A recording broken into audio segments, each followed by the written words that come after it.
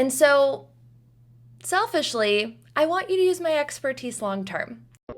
Hey guys, buenos dias. Welcome to my kitchen. It's been a minute and I have a lot of little business updates to share with you. So I figured, why not start chatting while I make coffee? So one of the first updates that I wanted to share, and I've been a little fearful of doing so. I don't really know why. I think it's just because it's been such a constant in my life for several years now, that telling people for the first time in 4 years that I am a solopreneur, I'm sure I'm gonna get a lot of questions. But yes, I am a team of one. And I've been a team of one now since mid to late April, so it's been about 2 months. And the longer it goes, I do have to say, the more content with being a solopreneur I think I am. And I feel like for a long time that I thought success looked like having a team, and that you had to have all of this outsourced stuff in order to, really delegate and be a CEO. And the change, honestly, like, it's not even drama driven. Like, there's no real tea about it. Basically, everybody the 2 people on my team outside of me, we all kind of came to a mutual decision of like, it's time to spread our wings in the way that we need and want to. And that's kind of the whole point of freelancing, right? Is like, you need to consistently be learning and growing and exploring. And if you're not doing that, then you might as well just like go get a real job, right? So there's no tea. Mary and I are still the best of friends. I'm currently house sitting for her, like watching her cat. She's on vacation. And so, she's freaking flourishing, and I couldn't be more proud of her. So that's that. But I have a very big next update for you. And so I'm gonna go take you to see it now. Okay guys, here we go. Are we ready? The black walls are gone. Oh my gosh, yes. This is it. The office has been repainted and it's okay. Okay, let me just address the black office now. Welcome to my new office. I decided to get rid of the black walls and people are upset. I get it, but it's not your space. I appreciate the concern, but no. Seriously, I have had this office painted for 3.5 years now since we moved in. Literally painted this like the first week Jesse and I lived here. And especially when it's nice outside, I prefer to be outside on our balcony in the nice breeze and the natural light. And I feel like this office has become such a dungeon for me that I don't even really want to come in here and work.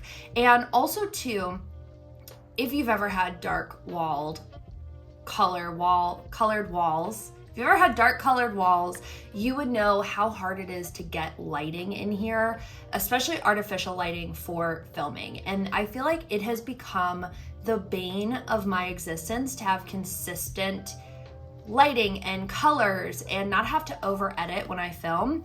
And frankly, like, I just don't even want to film anymore because it's been so hard. And so I made the decision probably Thursday, and I've been feeling like this for a while, that it was time to do this. So I woke up Thursday morning and literally said, I think it's time. And so 3 coats of primer and 2 coats of like the color that our apartment we're supposed to have the walls later, and we are back to the basics. I really like how light and airy it feels in here, that it's not like so reflective. And also too, I felt like the black was starting to fade, but it's a new era, guys, and I'm really excited about it. So I will show you right now. So we've got the art wall, and in the majority of this art is actually from Arturo Torres, he's out of Dallas. He did all the art for Shea Serrano's books, and I'm a huge fan of him, friend, and I just think he's really freaking talented. I finally have a lot of my Hall & Oates records up here. I have several more that I'm going to put on this wall, but buying frames for that. obviously plants. So we've got that going, and then this is actually a puzzle. Fun fact, this is a puzzle from the New York Times that you can get literally any date in history, and so this was the cover the day that I was born, which is pretty cool. RBG got added to the Supreme Court the day that I was born, which is pretty cool.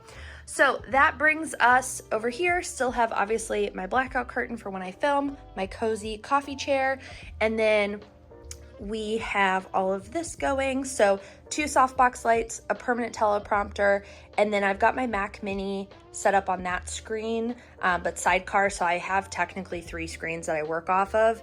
And then I have a 4th monitor right there, which connects to my teleprompter so I can read my teleprompter and all of that. The other really cool thing about having kind of this permanent setup is that for every call, no matter what, I have my permanent setup here ready to go, and my camera usually sits in there, but I've started editing this video. So I can literally sit down and have a high quality production for anything that I'm doing. Let me show you. Cool, huh? I'm currently working on a studio tour to walk you through this entire setup, including the products I'm using, because I did not want to break the bank in doing this. So stay tuned for that video in the next couple of weeks. But let's do some real talk. So the biggest change in my business is that I am a 100% productized agency now. So transitioning into a productized agency was honestly kind of easy, and it makes so much more sense based on some of the principles that I've ran my business on for years. So things like my flat rate pricing, set deliverables per offer, I kind of was already productized. I just didn't have the language or the exact setup to kind of make things way more smoother like they are now. So let me break down my 4 offers, because that's literally all I have. I have 4 offers. The first, on kind of the bottom of my pricing pyramid is what I call this, is my audit guide lead magnet. So this is a free barrier to entry to get on my email list, and then that welcome sequence funnels into my workflow of the month, which is my paid newsletter and community. And then, of course, I have my SYSTMS template subscription, which is for Notion and things like that. And then lastly, my WorkHub's agency model. So all of these things are set up with monthly or annual subscriptions using Lemon Squeezy or direct checkout within Stripe itself. I'm also working on a deep dive of how I set each of these products up, so the paywall, tech, delivery, everything. So if you do have questions on maybe how to productize your own business, make sure to leave those questions down below and I'll answer them in that video. My low ticket offers are pretty straightforward, but I want to talk about why I went this route. So why am I productizing? So y'all know that I've preached this for literally forever, but I've always hated value-based pricing, and more so writing the exact same proposal for every single client. So when it really comes down to it, I felt like one-off projects really just weren't benefiting my clients in the long term. So developing this productized agency model really allows me to grow with their business. And so, selfishly, I want you to use my expertise long term. So how does my agency subscription work? 3 steps. Client reads the sales page, hopefully, clicks get started, and then they are taken to a checkout screen. So following onboarding, they can request as many projects as they need for one flat monthly rate. And this isn't truly an unlimited request model, because I do have a few caveats that I want to share. So the first is I'm allowed up to 72 hours to return a request. Number 2, I operate on an assumption model. So whatever info the client shares is the initial request, that's all I start with. I don't go back and forth trying to get everything that I need. Instead, I do as much as I can, and then I ship for revisions. And then lastly, I prioritize one request at a time. So once that one's complete, then we move on to the next one. And the best part is that this subscription is a pause or cancel anytime model. And so if a client needs me in Q1, maybe they're launching a new offer, but then they don't really need me in Q2, they can pause their subscription, not be charged, and come back when they're ready. So this new model eliminates the majority of sales calls and all proposals and contracts, honestly. It also gets rid of unknown pricing, scope creep, and so much more on both the client and myself.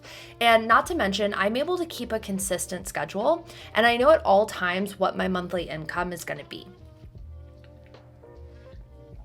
So what's my schedule like now? Because if you follow me on Twitter, you know that I am pretty freaking selfish with my time. So first and foremost, I only do calls on Mondays. So that way Tuesday, Wednesday, Thursday can be for full deep focus mode. No interruptions, I can just knock out projects. And then Fridays are kind of optional internal working time. So I use that to create content, to catch up on things, or honestly, I just don't even work on Fridays, which has been happening a lot recently. And so on a time-to-time breakdown, here's my current summer schedule because listen, I feel like if you're going to be selfish, let's like really be selfish. So from 7 to 9, I call that my DWTFIW block. So do whatever the fuck I want to do.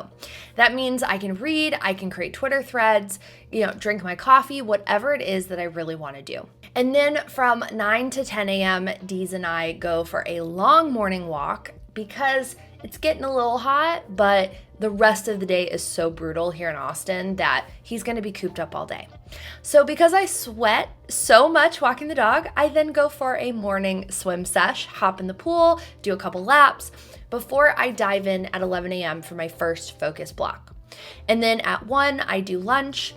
And then from 2 to 5 is my second focus block. So really, if you think about it, I'm working about 6 hours a day on straight focus. And then from 5 to 8, that's dinner, and I do a no screen rule. And so what that really means, doesn't mean I can't look at my phone, but it means no laptop, no work, nothing that's like work driven. But then from 8 o'clock until I honestly go to bed, that is a second DWTFIW block. So I can do whatever I want. I can lay in bed while I watch Chicago Med, catch up, write a newsletter, whatever I want to do. Like I said, selfish, because I wanted to really go into the summer feeling like I was going to summer camp or having a summer break like we did when we were kids. And so I'm also taking myself on a field trip, either to a new coffee shop or doing something around town every single week. And fun little fact, if you're here in Austin, the Blanton Museum is actually free every Tuesday. So if you love art, let me know and we'll go hang out. So to kind of sum things up, I've been making a lot of moves in my business to feel alive again and kind of get back to the basics of why I'm doing this in the first place. And of course, yes, I'm proud of everything that I've accomplished, but I'm turning 30 in October and I really want to enter kind of a new decade, a new era, whatever that looks like. And so I'm kind of taking this summer to reset and figure it out. But that is my little business update. I hope you enjoyed it. Make sure to leave whatever questions you have below so I can answer them, and I will see you later.